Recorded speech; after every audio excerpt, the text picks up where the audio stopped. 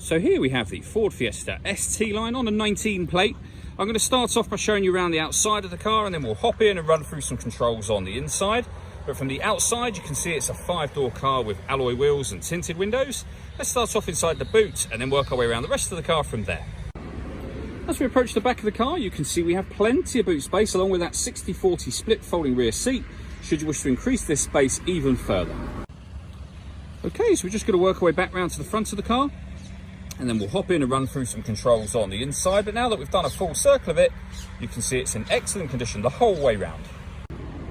Just briefly before we climb in, I think it's well worth seeing the interior from this exterior point of view. There's plenty to run through on the dashboard, so let's hop in and we'll do that now.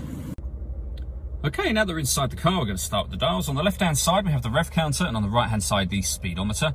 In the middle at the bottom, we have the fuel gauge and coolant temperature gauges, and beneath that, it will show you what gear this car is currently in. As it's an automatic, we're in park at the moment.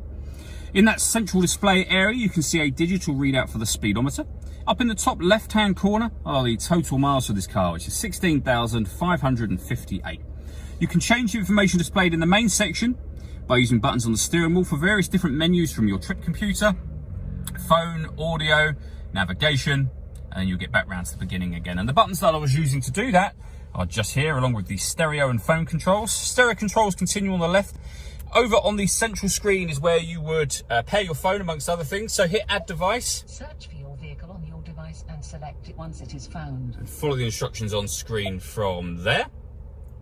If we go back to the main menu, we then have satellite navigation. As you can see, there's a full video showing how that works on both our website and also on our YouTube channel as well.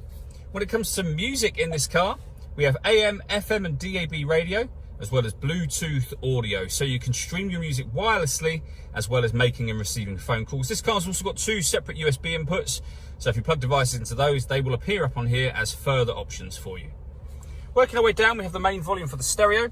We then have air conditioning. So you can determine the temperature, fan speed, and the direction you'd like the air to be distributed in. When you're happy with those settings, that button turns the air conditioning on and back off again. You can recirculate the air that's in the car. That's a great way of heating it up or cooling it down quickly, depending on the temperature you've set on this dial just here. With a heated rear screen and a proper heated front screen as well. We have a 12-volt charging socket, USB input, the gear lever for the fully automatic gearbox, and then we can turn off the stop and start from here. This car is designed to cut out when it's stationary in traffic to save you fuel. That system is now off, and you can turn off the traction control as well. All that leaves me to say is thank you for taking the time to watch this video. If you'd like to come and see the car in person and have a test drive, please feel free to call any of our MJA sites. We'd love to hear from you soon.